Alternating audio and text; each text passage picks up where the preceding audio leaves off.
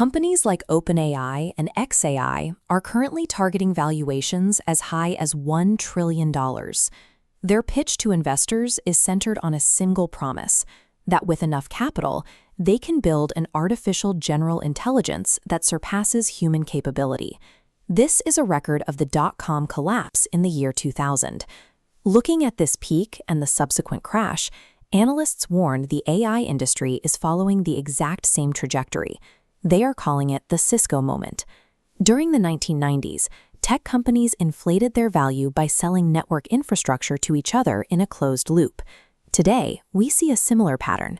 Giants like Microsoft, Google, and Amazon are trading compute power and server space in a multi-billion-dollar circuit to maintain the appearance of growth. The industry is banking on the idea of infinite scaling, the belief that more data and more electricity will inevitably lead to a technological singularity. But we live in a world of rigid physical and economic limits. This trillion-dollar growth model is currently accelerating toward a collision with three impenetrable walls. The first barrier is the infrastructure wall.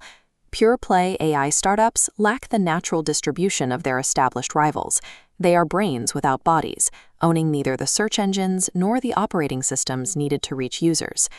Because they rent their existence, the costs are constant. Every time a user generates a response, the company burns high-voltage electricity and expensive processor cycles. The capital poured into these startups rarely stays with them. Instead, it flows directly to chip-making monopolies like NVIDIA to pay for the hardware required to stay online. These startups operate as zombie companies. They rely on frequent nine-figure public offerings simply to pay their utility providers and escalating server bills. Without their own physical infrastructure, these companies are effectively subsidizing the very monopolies that will eventually absorb their remains. The second limit is the data wall. To keep evolving, these models must consume new human-generated information, but they have already exhausted the usable supply of the public internet. When companies attempt to bridge this gap by training models on AI-generated data, the result is model collapse. Without fresh human input, the system loses its tails, the rare, creative, and nuanced data points that define true intelligence. These synthetic outputs act as digital microplastics, permanently polluting the information pool. The resulting statistical embolism leaves the AI trapped in a repetitive, sterile echo chamber. Efficiency, however, lies in using large context windows. Rather than retraining the core model on old data, this approach allows the AI to process real-world information live, filtering reality instead of memorizing it. True utility comes from processing the flow of the real world.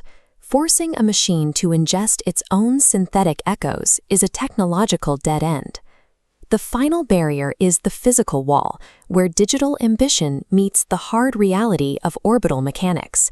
Elon Musk is currently attempting to leverage SpaceX's defense profits to fund xAI, seeking a $2 trillion valuation to sustain his AI's compute requirements.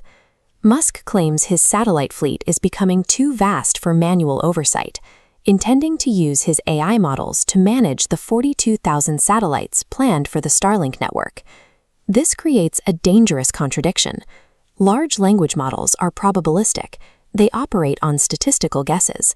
But maintaining a satellite's position requires 100% deterministic, error-free mathematics. If a guessing algorithm manages these orbits, a single statistical hallucination becomes a physical collision. This triggers the Kessler syndrome, a chain reaction where shrapnel from one crash rips through neighboring satellites. Placing a probabilistic AI in charge of orbital mechanics risks a catastrophic chain reaction that could lock humanity out of space for generations. The pure-play AI bubble will deflate when investors recognize that token-based subscriptions cannot cover the extreme energy costs of these models. Once the capital runs dry, these startups will likely be dismantled, their intellectual property sold to the tech giants who already control the servers and the power grid. The actual winners will be companies that use AI for homeostasis, integrating it to quietly organize and optimize existing user ecosystems rather than chasing a digital broad. Intelligence is not about hoarding data in a void. It requires a relationship with reality, and the companies that ignore those physical limits will simply suffocate on their own scale.